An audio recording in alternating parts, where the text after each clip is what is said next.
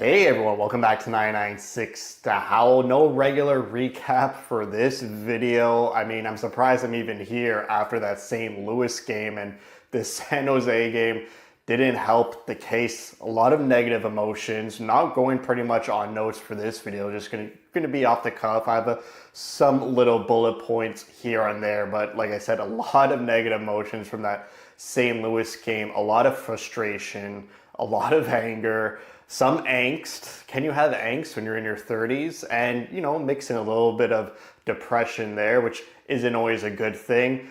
Seeing Cooley go down with that brutal hit in that St. Louis game, and the lack of response in immediately intimidating and fighting the person who did that pretty much didn't happen. The response on the 5-minute power play where they don't score was a miserable experience, infuriating. I don't have any more colorful adjectives for this power play. It needs to end. Pay out the power play coach. I know it's the holidays. Pay him out whatever he's owed and just move on. It needs to end. There's no more adjectives I could use. I've been using abysmal for 10 games, abhorrent for 10 games. It's bad. Cut him loose. You have Mario, Madden, and Blaine Forsythe. So you have 3 assistant coaches. It's time to move on from the power play coach Blaine Forsythe. And I don't like how Cooley ended up not getting injured. A miracle. And so in that San Jose game, he's in the lineup and you don't even ride that high or that great morale. Just another terrible response to a situation that could have been way, way worse. And it feels like everything is bad, is going wrong in this lineup. The scoring hit a drought against St. Louis, not scoring any goals. They had 18 shots on net. They do score against San Jose, but the inept offense has been a lingering issue since game number 10. And right now we're at game number 27. The defensive mistakes have been pretty brutal. Dursey, since coming back, every game, there's just a glaring mistake he makes, whether it's an errant high sticking play and he gets called for 4 minutes against Dallas because he has one hand on his stick and he's waving it around like a Harry Potter wand, or turnovers at the blue line like we saw in the San Jose game. I'm trying not to pick on a certain group of players or certain player. Just going off the cuff here, the goaltending needs to be way, way better. You don't blame goaltending against the St. Louis game. They let in 1 goal, but you can't score because the offense is just bad. And against San Jose, Vejmelka's not ready for maybe 1 or 2 of those goals, especially the face-off goal. And then Vanacek is not a consistent, solid backup. I had these concerns in the offseason heading into the season. My season preview, go watch it. I was concerned about the goaltending. The only thing keeping me above my head above water was we saw Vejmelka have an outstanding end to the season last year where he played 24 games in a row, earned that contract, and now it seems like his confidence is shot along with the whole team. There's no confidence at all with anybody on this team, not even the coaches. The lines are going into a blender every single game. Against St. Louis, you had a top line of Schmaltz, Keller, Peterka. And then San Jose, it's Keller, Peterka, and Hayden. And then Schmaltz goes down with Cooley and Gunther. The third line has stayed pretty much the same, consistent, and they're the best line. It's because they're consistent, play together pretty much all the time. Krause, McBain, and it's a rotating cast. Most of the time it's Carcone, and because they've been so consistent together, they're the best group of players on the ice in the forward group. Even Keller, Gunther, and Cooley, they've been consistently together, and you can see that chemistry between them game after game. But when you're just blending the lines every game, throwing spaghetti at the wall and seeing what sticks, it's bad. This is a bad spot for the team. They had the worst month in November out of any team in the NHL. It can't get worse, but I think in the back of my mind, we all know, well, I know it can. I've been part of a 14-game losing streak. I've been part of a relocation. So obviously it can get worse. But for this team, just the expectation of making the playoffs, I don't know if that's it. If those heavy expectations for the first time in their career for this core of players, they have this heavy. They shouldn't even be heavy. They have this expectation to make the playoffs. I mean, every team says that's their expectation in game number 1 of the season, but really, some teams are rebuilding and they know they're not going to make the playoffs. But for the first time, they needed to make the playoffs, and they're just falling short. So we want to make changes. A lot of people are saying change the head coach. Almost there. I don't know. I'm bringing this huge negative bias of, let's say you do change the coach and the same thing happens. Well, so it wasn't the coach at all. Is it the players?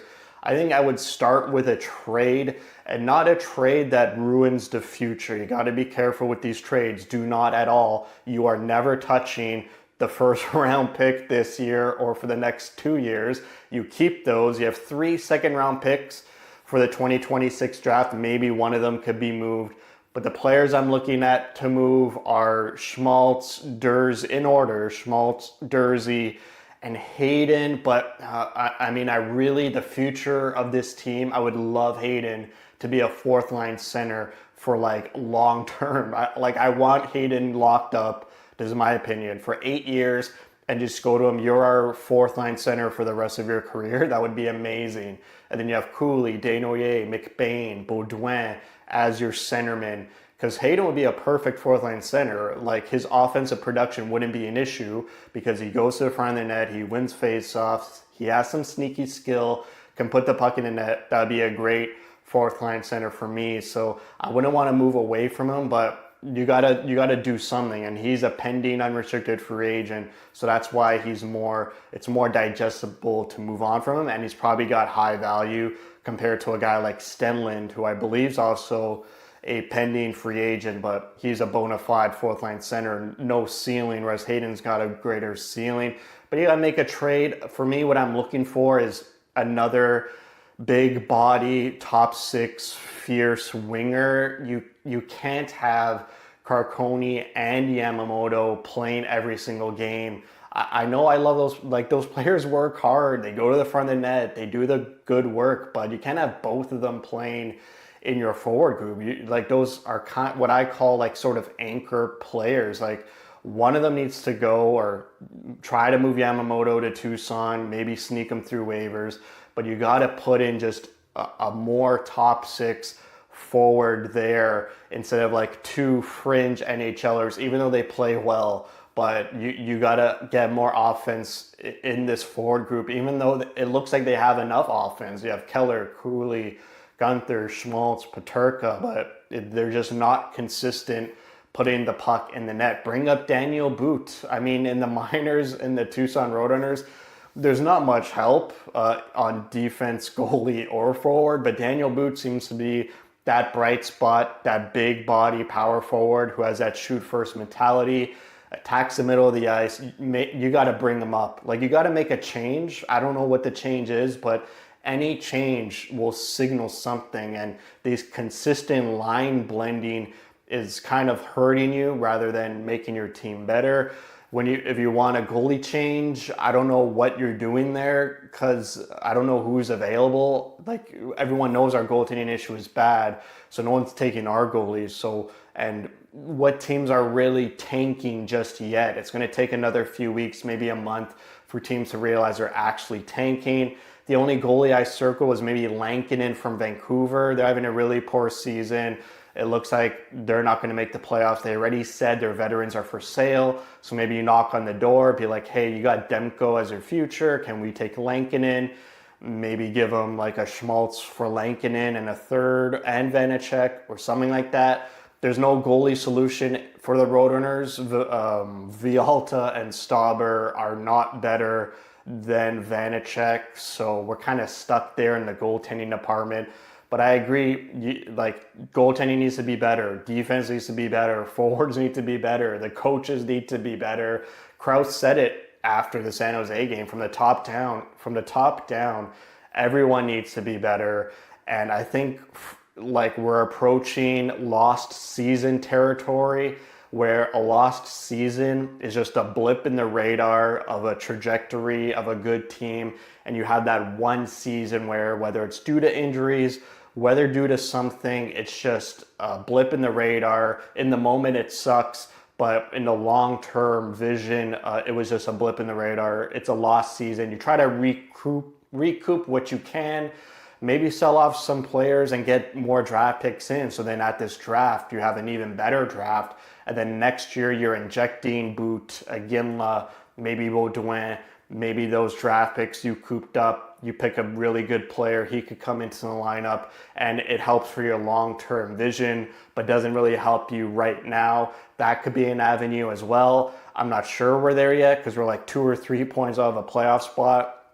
They can turn this around, and I believe they have the players to turn it around. I think they just need a spark, and no one really knows what that spark is just yet.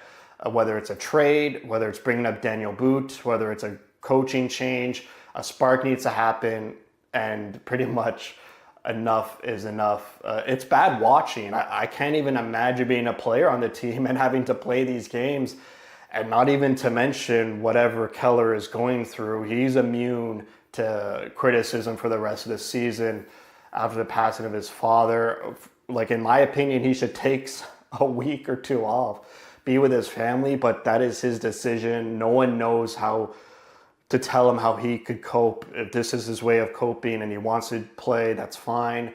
But if it was me, I would take a week or 2 off. But so he's immune to that. But it seems like the mojo, the morale, the confidence is shot with the team, and something needs to happen. So that's it for me. Thank you for watching. If you like what you see, spread the word.